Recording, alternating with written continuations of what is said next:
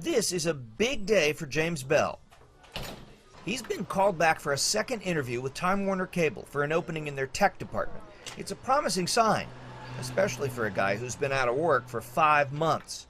James isn't taking any chances, leaving his place in Harlem 2 hours early for the 20-minute drive to Woodside and an opportunity to start earning a paycheck again.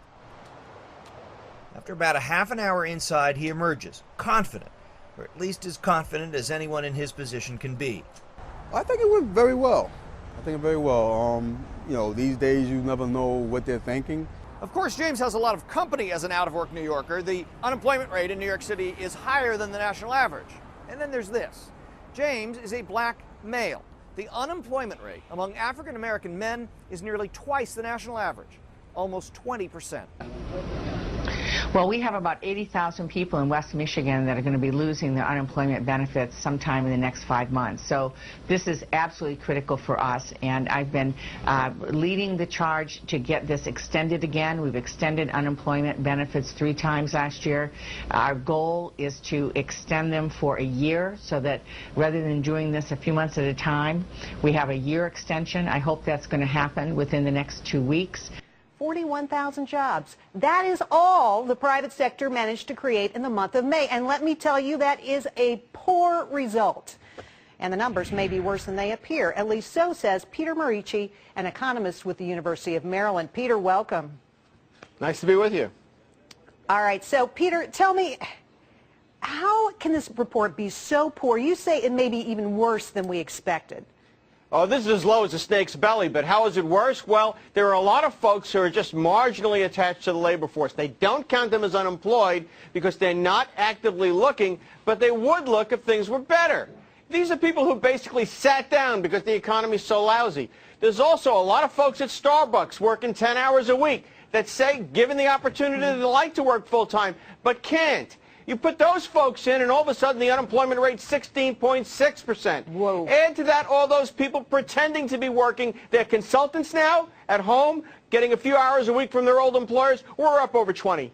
Do you think that in the interviews you've been on, do you think people are giving you a fair shake?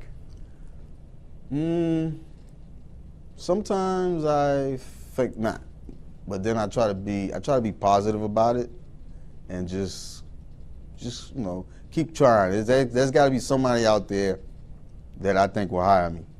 James has reason to question whether he's being treated fairly in his job search. Numerous studies have shown that, all else being equal, a black man is less likely to be hired for a job than a white man.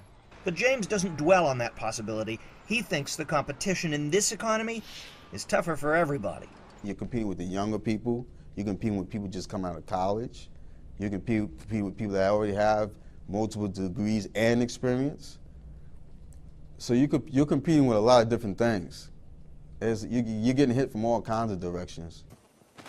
Anyway, when we get unemployment high next year, of course, on average, it's going to be, let's say, 10.1%. It'll be 16% for African Americans, over 13% for Hispanics.